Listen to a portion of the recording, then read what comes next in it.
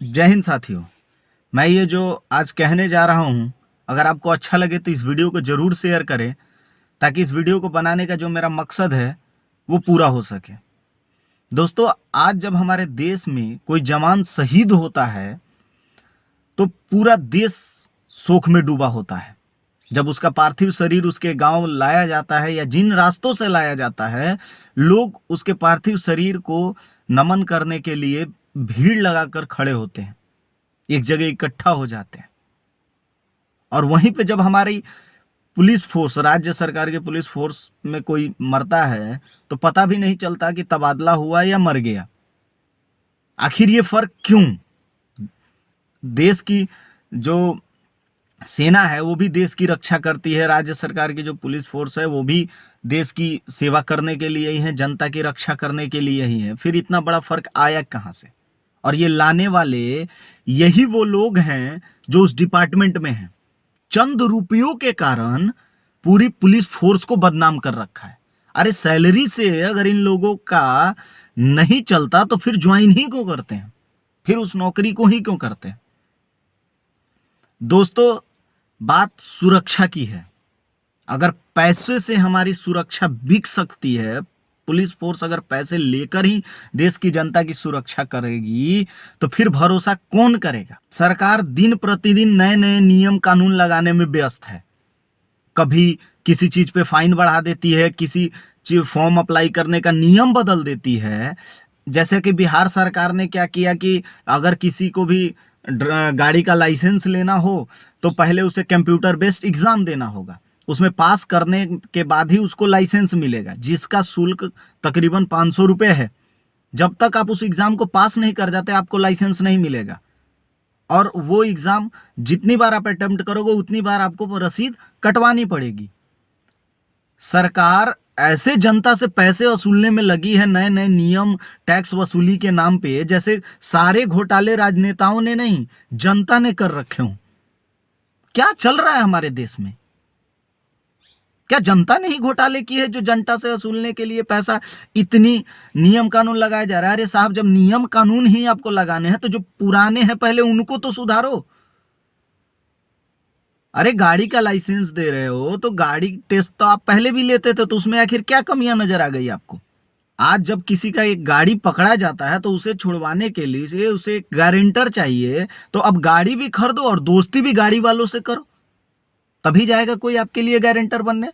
अरे पहले के जो नियम कानून है पहले उसमें तो बदलाव कीजिए।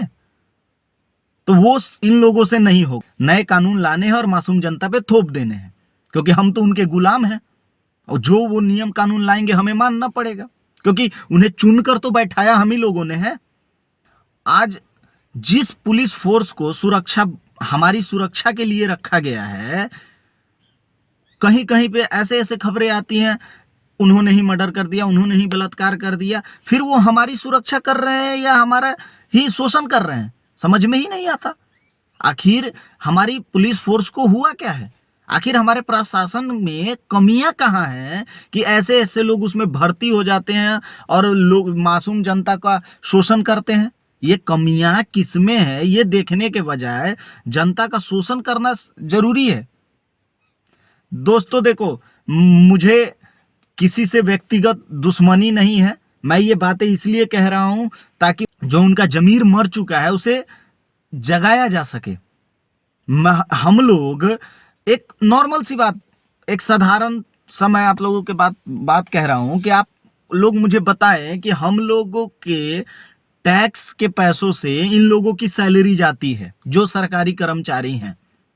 इन लोगों को घूस ना लेने के लिए कई विजिलेंस, कई तरह के विभाग बनाए गए हैं। क्या वो विभाग सक्षम है इनको रोक पाने में? रोज नए नए चीज आती हैं कि इन्होंने घूस मान लिया, घूस मांगा है, ये घूस ले रहे हैं, वो घूस ले रहे हैं, ये सस्पेंड हो गए, वो सस्पेंड है। तो आखिर ये कमियां सुधारी क्यों नहीं जा रही? 100% अगर कहीं घूस लगता है तो मात्र 1% लोगों पे कार्रवाई हो पाती है। तो फिर मासूम जनता सुरक्षित कहां है? किसके पास गुहार लगाएगी? हर जगह प्रशासन का ही राज है, हर जगह सुशासन राज ही चल रहा है, और कहीं भी बिना घूस का कोई काम ही नहीं हो रहा है। हर डिपार्टमेंट में कुछ लोग घूसखोर बैठे पड़े हैं। अरे उनकी सैलरी से अगर उनका गुजारा नहीं होता तो रोजगार करें, बिजनेस करें, क्यों फिर सरकारी नौकर बने बैठे हैं और लोगों मासूम जनता का शोषण कर रहे हैं।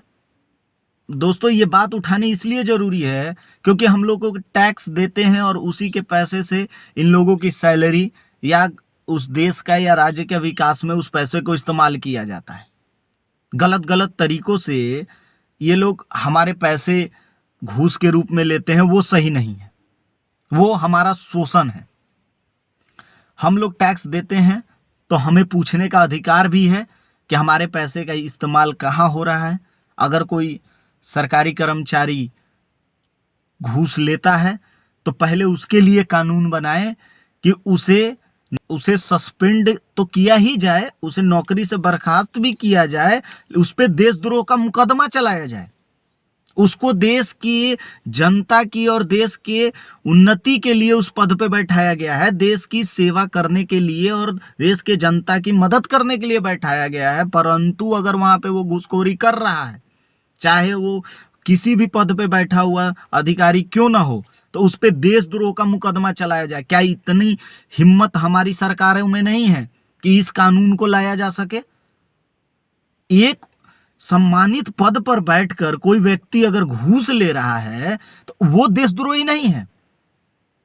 अगर हम एक ट्रैफिक नियम तोड़ दें तो हमें ऐसे रोका जाएगा या इतना कुछ पूछा जाएगा जैसे हम कितने बड़े क्रिमिनल हैं, और वही व्यक्ति घूस लेकर अगर हमें छोड़ दे तो वो साफ सुथरा है।